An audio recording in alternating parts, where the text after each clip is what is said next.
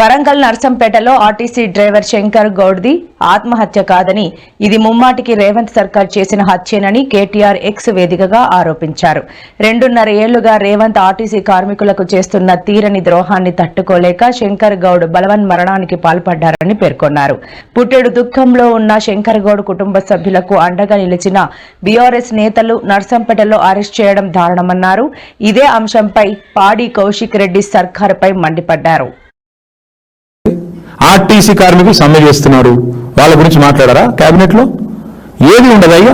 RTC కార్మికులను కేసీఆర్ గారు government ఉద్యోగులుగా గుర్తిస్తూ కేబినెట్ నిర్ణయం తీసుకొని ప్రకటించాం. మేము ఎందుకు అమలు చేయట్లేదు? మరి మీరు అపాయింటెడ్ డే డిక్లేర్ చేస్తే చాలు, వాళ్ళకి రావాల్సిన పీఆర్సీ, వాళ్ళకి రావాల్సిన డిఏలు, వాళ్ళకి రావాల్సిన బకాయిలు అన్ని ఇస్తే చాలు.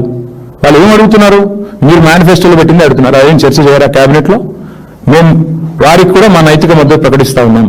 ఆర్టీసీ కార్మికులు ఎవరైతే ఇవాళ ప్రభుత్వాన్ని మీరిచ్చిన హామీ నిలబెట్టుకోండి అని అడుగుతున్నారు, వాళ్ళు ఏం కొత్తగా అడగట్లేదు.